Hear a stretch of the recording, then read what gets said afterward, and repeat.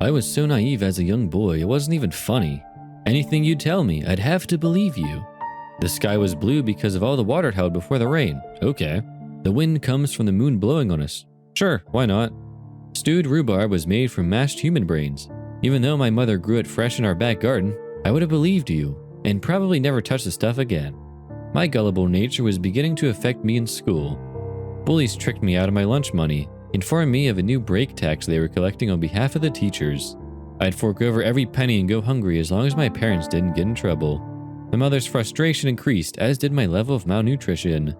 No matter how many times she explained that these mean kids were tricking me, the very next day they'd come up with another ingenious ploy to leave with my money. In the end, my mother was about to give up all hope and stop giving my lunch money altogether when my wizened grandmother intervened. "Hush, dear," she cooed after Mom had finished venting herself red in the face. "It's not the boy's fault. Poor thing. He just has a very trusting heart." "But it drives me crazy," snapped Mom, and I jumped slightly at the anger in her voice. "Carl and I work ourselves to the bone to provide for him, and he just keeps throwing it away. He believes everything anyone tells him. It's getting ridiculous." "He means well, I'm sure," said Grandma, holding Mom's shaking fist until they relaxed and opened. "There, that's better. Send the boy to my room in 15 minutes, dear. I'll help him out." With that, Grandma hobbled out of the kitchen, leaving my mother alone to stare at me with reluctant despair. I averted my gaze, ashamed, and pretended to focus on my math homework as she returned to preparing dinner. Minutes later, she was by my side, a much calmer hand now resting on my shoulder. I still flinched. She gave me a sympathetic look.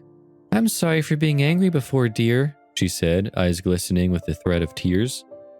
"I know it's not your fault. Go and pay your grandma a visit, okay? When you can back, set the table. Sound good?" I nodded, gaze still cast on my feet with red-hot shame. She ruffled my thick blonde hair. "There's a good boy. Off you go now." I hurried up the stairs, skirting around the seat of the stair lift Grandma had the strength to put away. I approached her closed door and knocked. Tap, tap, tap. "Come in, dear." Grandma's voice, like a shrill wind through weeds. "I've been expecting you." I opened the door and stepped inside. Grandma was sat on her old oaken rocking chair, a thin smile stretching across her lip at the sight of me. "Hello, sweet boy," she said, her eyes welcoming me.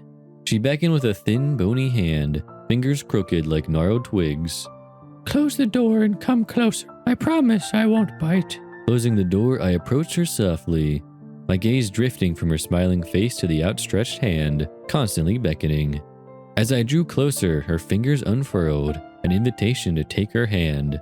I took it, my small hand instantly enveloped in her dry, papery grip.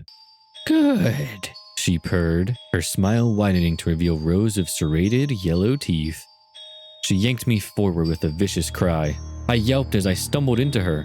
Her horrifying teeth sank into the young, tender flesh of my forearm, fangs digging deep. What the hell? What was she doing? Why was she doing this? My mind was ablaze with pain and confusion. With a hungry, muffled moan, she pulled her head back, and I cried out in agony as she tore a bloody chunk from my arm, blood spraying everywhere. Oh God, the blood. I'd never seen so much before. My face grew pale as wide eyes watched it all fountain from the ugly gash. I don't know if it was shock setting in, but I felt like I was being completely drained and would collapse at any moment, weak and helpless to this monster's mercy.